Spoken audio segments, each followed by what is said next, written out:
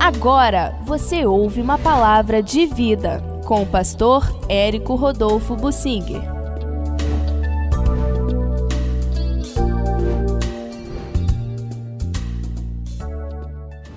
Aprendendo sobre os demônios do Geraseno e sobre Jesus. Esse episódio que eu quero mencionar, narrado em Marcos, no capítulo 5, mostra que Jesus aproveitava todas as ocasiões, todos os momentos, tudo que acontecia para tirar lições para os discípulos. Se ele não tivesse discípulos perto, aquilo se perderia, nem mesmo ficaria registrado na Bíblia como nós temos hoje. Mas acontece que previamente Jesus tinha separado discípulos para acompanhá-lo. Os discípulos tinham, entre outras missões, acompanhar Jesus e ver o que ele fazia. Hoje em dia eu me coloco à disposição. Não são muitos os que querem andar comigo mesmo, porque meu ritmo é meio puxado, mas eu tenho prazer em andar na companhia de irmãos, ensinar, compartilhar, falar, mostrar aquilo que eu sei. Eu não guardo segredo nenhum, não. Se alguém me perguntar sobre qualquer assunto, qualquer área da minha vida, eu vou falar, mas eu também vou exortar, vou falar das coisas que estão acontecendo e principalmente sobre a pessoa, o caminhar dela. Isto é o mínimo que eu posso fazer para o meu Senhor, transmitir tudo que eu tenho recebido de Deus. O problema é que nem sempre tenho gente ao meu lado querendo aprender, como seria bom que irmãos quisessem aprender. Não há segredo, Deus vai trazendo tudo isto à tona por revelações no nosso dia a dia, que são coisas proveitosas. Jesus tinha saído de um milagre em que ele tinha acalmado o mar. E aí chegaram do outro lado, a terra dos Gerazenos, que não eram judeus. E logo ao desembarcar, veio ao seu encontro um homem possesso de espírito imundo.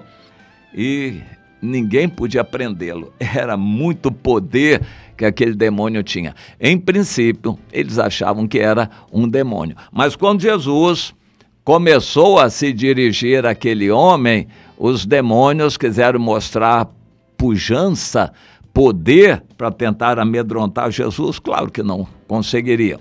Mas eles disseram que eram uma legião.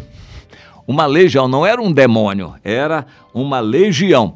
E eles pediram para entrar nos porcos. Uma legião romana, era de 6.000 soldados. Não sabemos se aqueles demônios falaram a verdade, ou o chefe daquela tropa de demônios que se dirigiu a Jesus, se falou a verdade. Pelo menos 2.000 demônios podiam ser realmente 6.000, entraram 3 demônios em cada porco. Eram 2.000 porcos, todos ficaram endemoniados. São lições importantes, animais também ficam endemoniados. De repente, de vez em quando, um cachorro fica endemoniado e a situação fica complicada, um cachorro endemoniado. E há outros animais que também ficam endemoniados. O mais célebre de todos na Bíblia é a cobra. A cobra é o melhor símbolo de Satanás e a cobra é um animal que fica também endemoniado. Qualquer animal pode ficar e as pessoas também. Aqueles demônios estavam todos em um homem só. Por que Satanás concentra demônios em uma pessoa? Porque ele quer mostrar poder. Dizem que há na África pessoas, feiticeiros, que recebem tantos demônios que eles têm um poder tremendo, eles levitam, ficam assim flutuando no ar.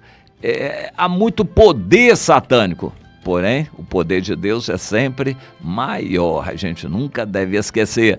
E aqueles demônios reconheceram a autoridade superior de Jesus e se dirigiram a Jesus suplicando que Jesus não os expulsasse para fora do país. Coisa interessante. Demônios regionais, eles gostam de ficar no lugar que eles conhecem.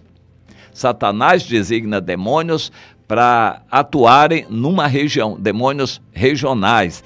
A gente vai aprendendo sobre isso. Eles pediram para Jesus não os expulsar para fora do seu país, e Jesus permitiu.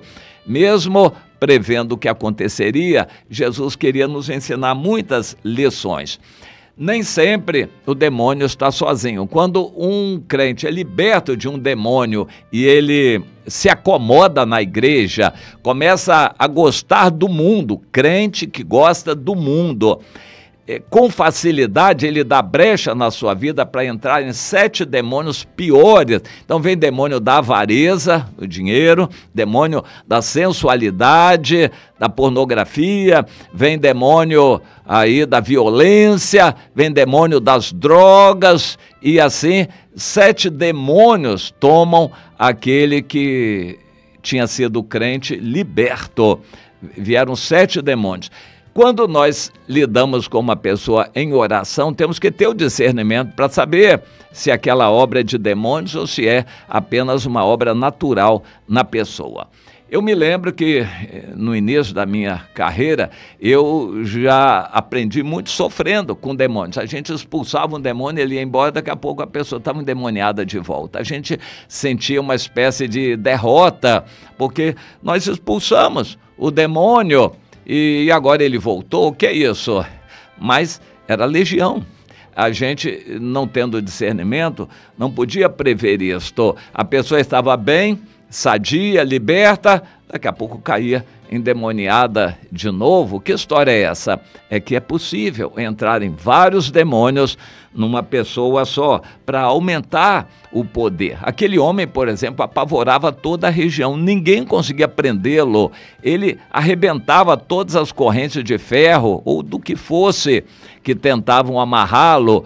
Era muita força, porque eram no mínimo 2.000 demônios que estavam naquele homem. Estratégia de Satanás. Mas, por fim, todos eles tiveram que sair, entraram nos porcos, os porcos se precipitaram dentro do mar.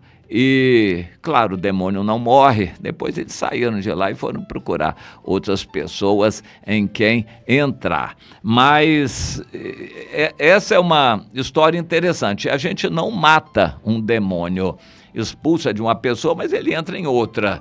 E ele vai procurar alguém em quem entrar. E essa luta é continuada. Nós nunca vamos ficar livres de demônios. Não fique sonhando com uma igreja que não tem demônios.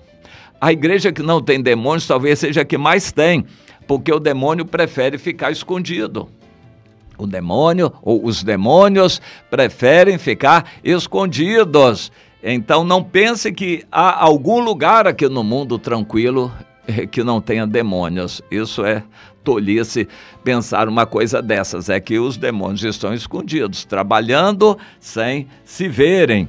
Mas Deus nos ensina muitas lições preciosas. Demônios trazem enfermidades, e quando vamos orar por enfermidade, não adianta remédio. Quando é enfermidade trazida por demônio, o remédio não adianta. E nós temos que ter entendimento. Às vezes, para ser curada, a pessoa precisa primeiro ser liberta. Vamos procurar entender essas estratégias que Satanás usa, os seus limites e o poder do nome de Jesus, que é sobretudo.